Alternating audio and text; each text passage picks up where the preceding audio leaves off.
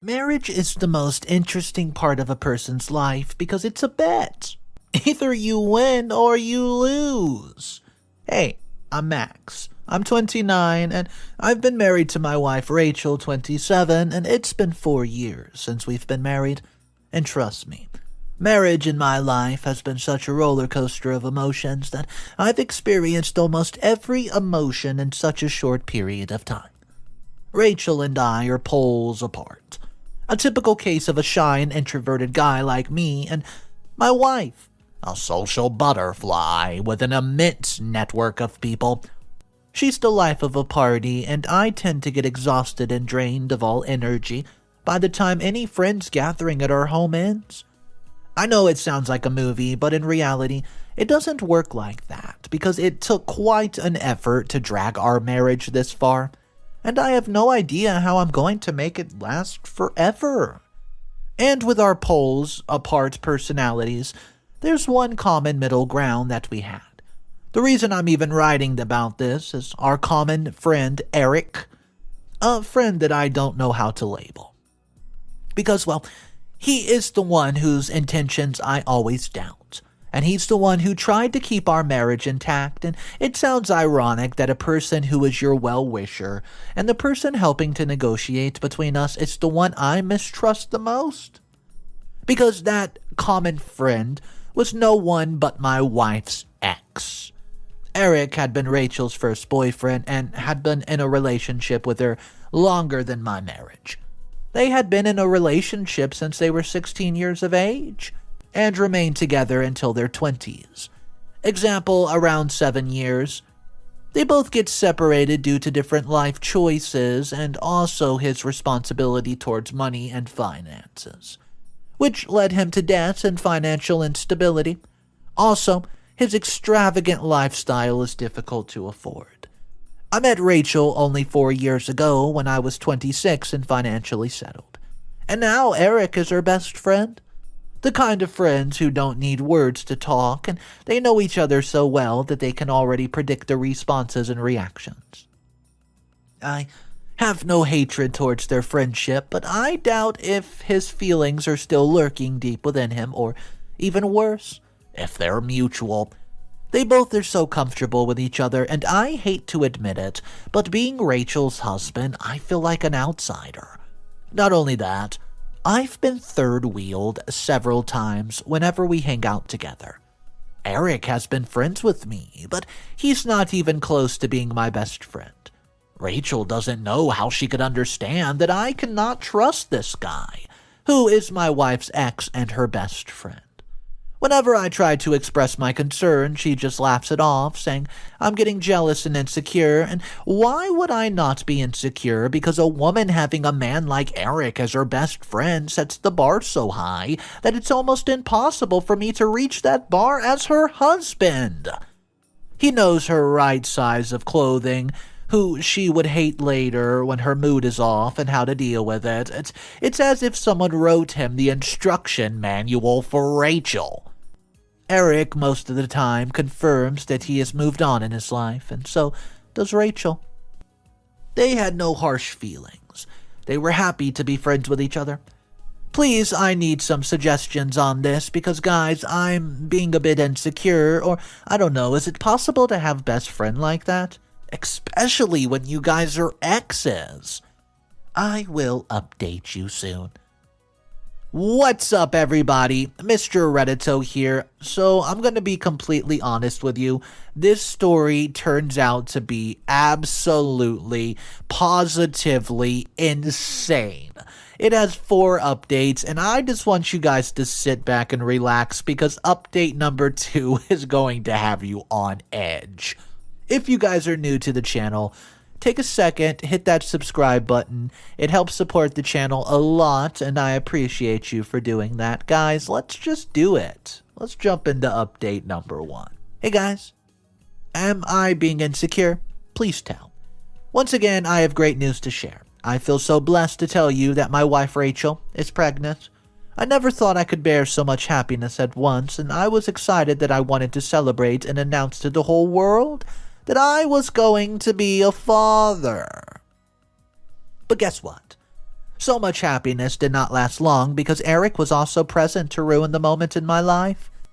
I took Rachel to the hospital and talked to the doctor about a health checkup and an ultrasound. It was overwhelming to see the baby inside the womb, and on our way home we shopped at eateries and groceries that were good for mother and baby. I helped with the house chores and had dinner. In the midst of my happiness, I failed to notice Rachel's anxiety and the crease on her forehead turning deeper. Just then the doorbell rang, and I obviously expected Eric to be standing, but I was in a good mood, so I greeted him. He asked about the oranges that he bought that day before, and the same ones that have not been taken by Rachel. It's good for her at this time, and I did not bother to answer him. I got busy with my chores and let him talk to Rachel while I prepared dinner. I cooked to distract myself from them. It took me 2 hours, and he was not finished with his chit-chatting, but I didn't mind. I was rather glad that her mood improved, and I was fine with it. I arranged the dinner on the table and called them out. We were almost finished and my phone rang, and I went inside to pick it up when I got a hold of Rachel's phone. Meanwhile, Rachel cleaned the table, and when I came out, she told me to get some rest while she did the dishes. Eric wanted to help her, but I sent him off to buy ice cream, saying that the sugar would cheer up her mood, and reluctantly he went to get it. I locked the room and door and started scrolling through Rachel's phone because her mobile screen flashed Eric's name on it a few hours ago. I know I should not have checked, but I wanted to look at her chats with Eric. She had told him about her missing period 4 days ago, and he had recommended her doctor have a pregnancy test. I was shattered when I saw that she had confirmed 4 days ago that she was pregnant through a pregnancy kit at home. So I was the last person to know about this, and then it hit me. When Eric asked about the oranges he bought for her the day before, especially for her pregnancy, I was disappointed when I heard the door knocking, but I did not want to talk to her or face her. I felt betrayed because, as the father of a child, I had been taken away from my right to know about it. But the knocks on the door became harder, accompanied by Rachel's voice calling me to open it up. Well, I opened up and asked why she was hiding the fact that she was pregnant 4 days ago. Rachel was baffled by the question and said that she wanted to surprise me. I snapped, saying to stop making excuses for hiding things in the name of a surprise. I also proceeded to ask what she planned next. Apart from this, my trust was getting eroded. She defends herself, saying she was worried about how I would react since I'm not a parent-type person. That was absurd. Why would I hate being a father? Till then, Eric comes back, and I questioned him about the same thing and got the same reaction as Rachel did. Before he could answer, Rachel interrupted, saying that it was a surprise. He agreed on the same thing. Well, it just seemed that he explained how she had been trying to conceive for almost a year. I retorted, asking why she had not discussed it with me. He said that I'm not a parent kind of person. I'm not good with children or an ideal father figure for her kids. Hence, that she was not sure that both of you should even plan on having kids in the first place. And, well, the way they addressed me, I started to become unsure of myself. Eric tries to cheer me up, saying that I was thinking too much about it and ruining her happiness. Stop worrying about her at this time. I hate to agree, but he was right. He took the initiative to plan a baby shower, and we threw a great bash and invited our family, friends, and neighbors. Update number 2. Hey guys, please, a bit of suggestions, cause things are getting worse. During Rachel's entire pregnancy, I took care of everything I could think about, and I took her to the regular doctor's appointments. Took great care of every ingredient while cooking her meals, and went shopping with her for all the essentials and clothing for her and the baby. I was glad that Rachel had reduced her interaction with Eric throughout the time. I finally felt that Eric must have stepped back to give her some space after all. He might have realized that she is starting her own family, and he should have his own life as well. I sighed, relieved, not to have him around in my life and Rachel's. I fell in love more whenever I saw my baby through the ultrasound growing every day. I fell for her as well while taking care of her and the baby, and I'm thankful to her for blessing me with such a lifetime experience. I can't wait to be a father. I wanted to prove to her that I would be an ideal father figure, which I had been blamed for previously, and cannot risk leaving her alone. I stopped taking on projects that would require me to travel further because I wanted to be around her. But then Rachel advised me that it would affect my career in the long run and that we would also need to build a secure future for our baby. She could also take care of herself and I don't need to be insecure. I agreed, so I started to travel for projects that were 1 to 3 days away, and whenever I left Rachel with the caretaker. I also told her to attend fewer parties as it could mess with her sleep cycle.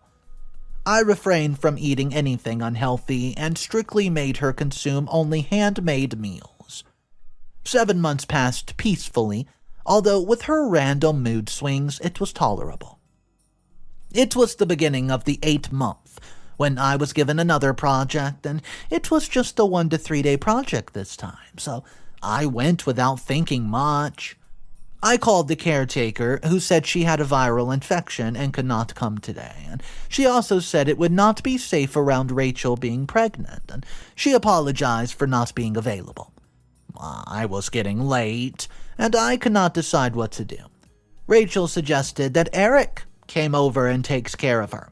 I thought of calling her other friends, but she denied it.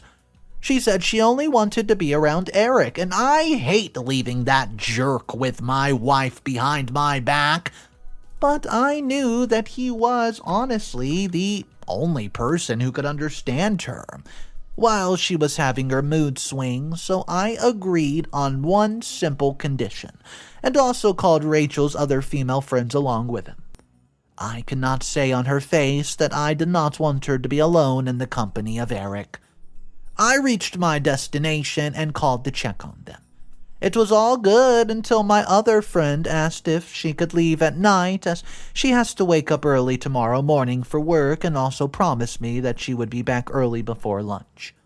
I could not force her, and it was already late at night, and Rachel was supposed to be asleep by then. She's been sleeping a lot lately, you know.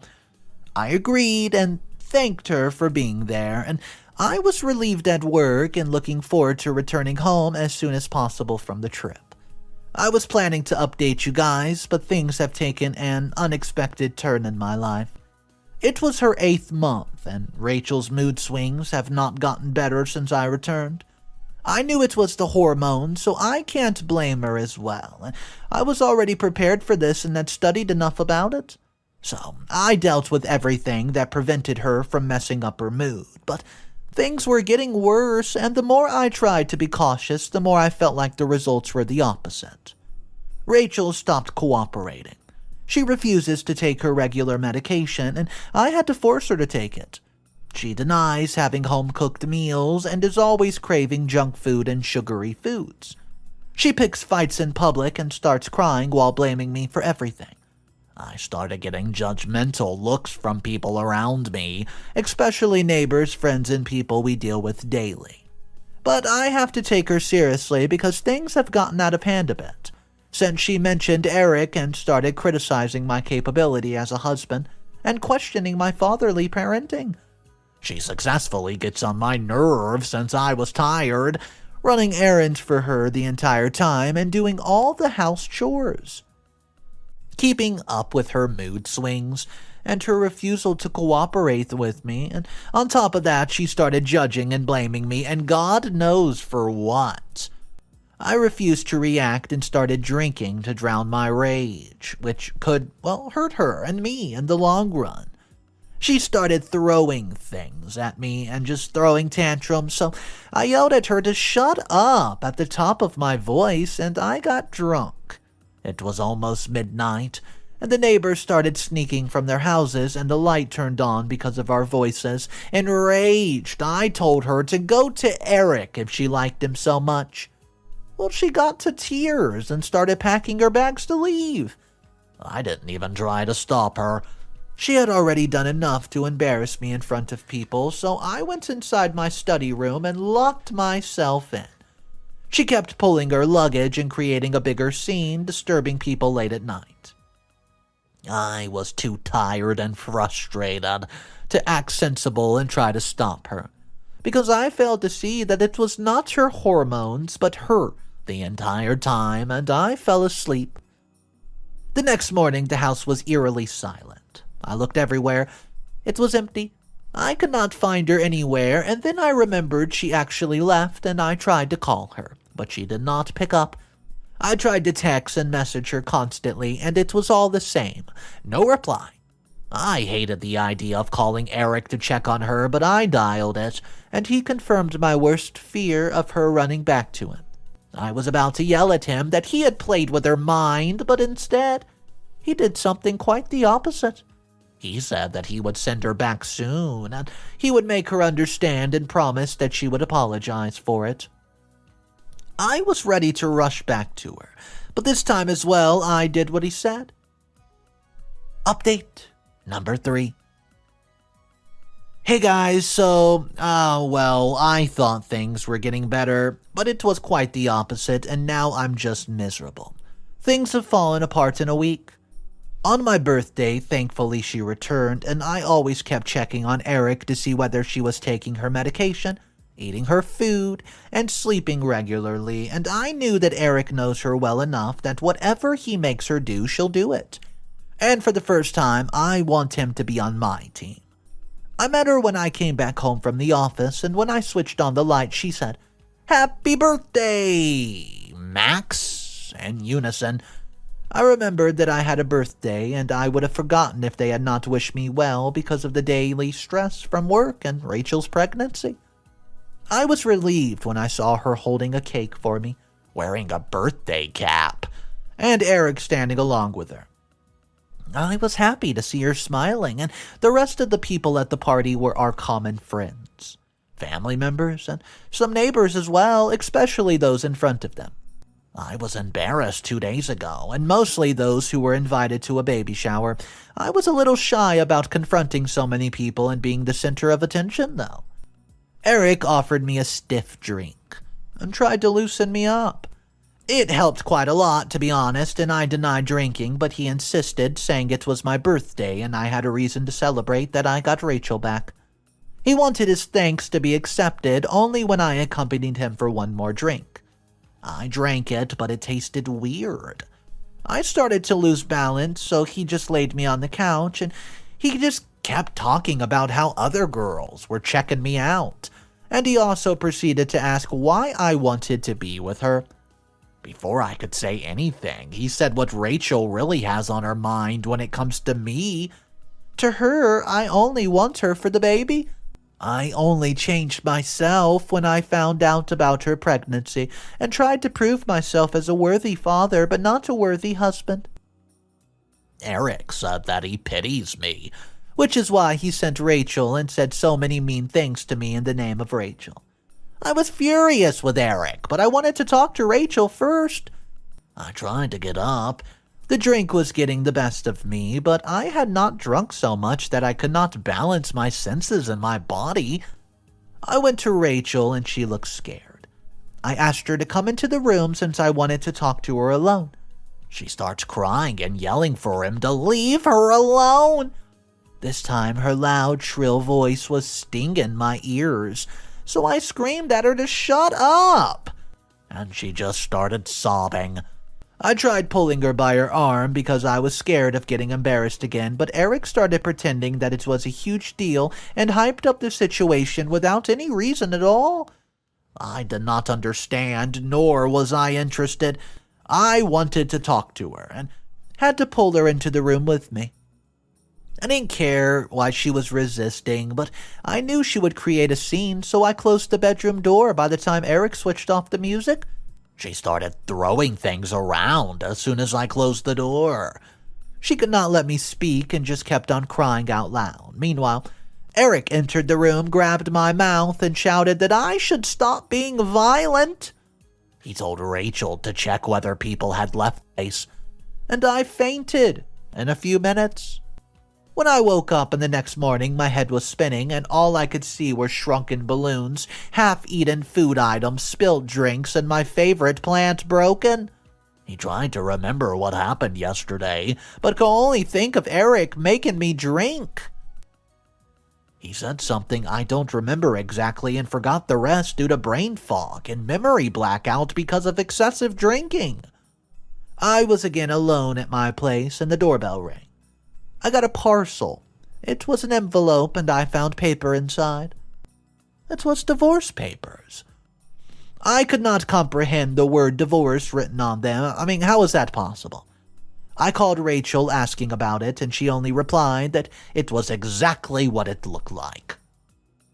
All she said was that she wanted me to sign them as quickly as possible or I would face the consequences. Well, I refused and asked for all that she said. If I didn't do that, I would have to face the consequences. Wow. I waited for her to tell me the reason, but in my answer, I was charged with assault and emotional distress. Intentional infliction of emotional distress, IIED, due to my outrageous and extreme misconduct and behavior that could affect her during pregnancy. I was shocked to believe that the person I took care of the most was landing me in such a terrible situation. I talked to my lawyer, and he promised to help. Waiting for her at the court was a terrible experience, and at that moment I thought about all the emotions that I've experienced so far in my 4 years with her. But I was wrong. This was once-in-a-lifetime type experience, and the worst part is that I don't know what I did to land up here like this, handcuffed. She made the statement that I tend to mistrust and question her character and integrity by pointing fingers at her friendship with Eric. I had caused her intentional infliction of emotional distress, especially during the times of her pregnancy, due to my skeptical nature. I tried to threaten her that I would leave her and call her names, like threatening her in public, and she ended up crying in front of a lot of people. According to her, things went out of control when I yelled at her and demanded her by saying that she should go back to Eric. Because of my violent outrage and throwing things that scared her, she had to leave the house before I kicked her out. My violent outrage was also witnessed by the people who were at my birthday party who heard similar noises, like they heard 2 days ago when she left the house before the birthday party. It was when I was drunk and threatening her by yelling that I would talk to her alone. And I did not stop by starting to drag her into the room by her arm, closed the door, and started threatening her by throwing things that could injure her. But she was lucky because I was so drunk that I missed my target of aiming at her. But Eric came to the right time to save her and grabbed me so I could not hit her anymore, and fainted later. People at the party confirmed her statements, and they all said the same thing. Also, to confirm the history of such outrage over the last 3 weeks, the evidence was the statements given by the people who witnessed us getting into fights and her crying loudly when I got embarrassed that night. Those who we deal with on a daily basis, our neighbors, people who live in our town, and also those with whom she shared her problems, like her kiddie party friends, our common friends and neighbors, were proof of the drama. I was trapped on all sides. I tried my best to put aside all these moments that were witnessed by the people, but I had no idea that the only thing that was visible and evident was on her body, the fingerprints on her wrist, which were unfortunately mine. And looking at it, I could not figure out how I could do such a thing. Was it intentional? How could I ever hurt someone I love, let alone her? Or had the drinks gotten the best of me and I acted out of jealousy? I started doubting myself and I felt disappointed in myself, thinking that even if I had not ever threatened her previously, I had acted out of jealousy, and all her previous grudges piled up, leading to the case against me. So, I was ashamed of myself that I started to believe they questioned about me as a life partner, a father, or a person, so I went into depression. The divorce was claimed, and I was fined for causing her emotional distress. I have to pay child support once the child is born. Update number 4. Guys, it's been 2 months, 2 long months, and things have taken an unexpected turn.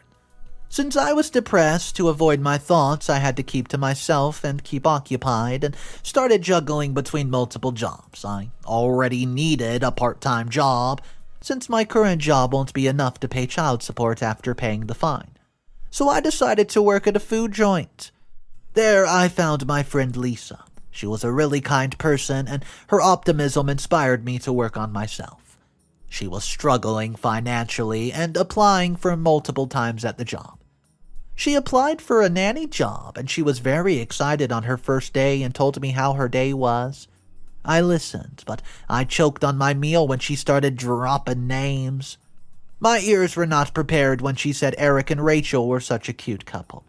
She had clicked the pictures with the baby as well, and I went into tears, thinking it had been too long since I was unaware that my baby had been born into this world. Hesitantly, she showed me pictures, and my jaw fell to the floor. My baby, was a mixed race. I asked her if she used the filter, but she said the baby was brown-skinned. My whole life was a lie. I was made guilty of a crime I never committed. I swore to take revenge on them and told her to video me and share her the live location once she reached their place. Well, she did just that. She showed me the baby, the wall photographs, everything that would confirm it. I reached into the house, searched for the marriage certificate and the documents of the baby's birth certificate, and clicked on the pictures of every document and wall family photographs in the baby. I rushed back to my lawyer, who had previously helped me with the case, just to hand over all the evidence. I met her after 2 months when she looked so nervous, and for the first time in 2 months I felt relieved but angry. I want her to feel the same way I did 2 months ago. She finally confessed how she fell for me, but over the years of marriage she realized it was nothing more than a mistake, and it became a burden for her to carry it. She met Eric again after she got married, and they became the best of friends, because they still clicked, like years ago. She realized her feelings one night when they spent time together while I was out on some business trip. She was still indecisive until her marriage. She wanted to divorce me. But Eric got fired from his job and he could not support his family financially.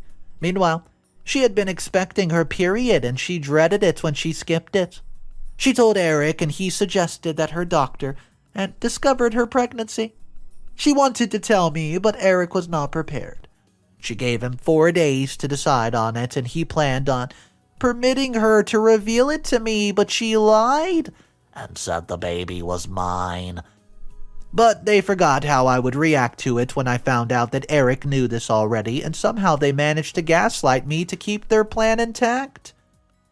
Eric, well, he was not in state to support himself, and Rachel was still wanting to reveal the truth. But Eric did not want to tell anyone about it ever because of his extravagant lifestyle, and neither of them could afford the bills by themselves, and Rachel agreed with Eric since she needed to secure a future for her child. So, Eric let her stay with me without coming in between us, and Rachel, approaching her 8th month of pregnancy, started to work on a plan when I left for work. They also paid the nanny to lie and not come that day so she could insist on Eric. They worked out their next move, and when I returned, she had already started working on it. She looked for the best place where she could create a scene to gain the attention of most people. While socializing among peers with her friends, neighbors, and relatives, she indirectly hinted to others about being a victim of my mistrust and fabricated lies about how I threatened my wife, who is skeptical of her relations with Eric. With Eric's permission, she picked up a fight with me by provoking and seeking a reaction by hurting my self-esteem. But she failed to get the reaction that she expected, as I only reacted verbally.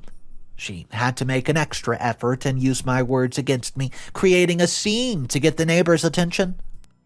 She goes back to him and they plan a surprise birthday party where they invite the same neighbors, friends, and peers and Rachel interacts with. Eric spiked my drink and did the same thing Rachel was doing, i.e. to provoke me by making him jealous, hurt, and targeting my self-esteem. I got up to talk to her, and Eric, trying to take advantage of the situation, hyped it up by portraying me as a violent person in the eyes of people. But I did nothing of such. I just pulled Rachel by the hand, and it was enough for Rachel to put up an act of fear, terrified of me, and start throwing things and calling me out to stop once the doors were closed, making people believe I was the one doing all this. But I could not do that. I could not even bear the loud noises she was making. Then Eric came and he grabbed me from behind and he turned the music off to let the people hear what was happening. Rachel and Eric confessed that it was important to frame me under the case of assault and IIED to get divorced easily without having to explain to me. After pregnancy, I could deny the child's care because as a non-biological parent, she's typically not going to be obligated to pay any type of child support after a separation or divorce, after discovering that the child isn't mine. So, she has to take desperate measures to get everything done before she completes the 9th month duration and for the child. And Eric doesn't earn enough to fend for her and the baby's bills, pay for the hospital, and support his extravagant lifestyle, when Rachel does not earn and is a housewife. I was heartbroken after finding out all these revelations, and I filed a case against them for charging them with defamation, adultery, and taking child care money that was not his and causing him intentional infliction on emotional distress. Alright, so the comment section, they were on to it. After just a few updates, almost everyone in the comment section of this story was saying how it's obvious that OP's significant other is still in a relationship with Eric, her ex, and I can't even count how many of these commenters were saying, and by the way, don't be surprised if the baby isn't OP's, and sure enough, we find out that it wasn't, and this was all just an elaborate scheme so OP had to pay the child support and get OP's ex with Eric set up for life. I want to know what you guys thought about this story. Do you think OP was 1, an idiot, 2, a floor mat, or 3, just naive?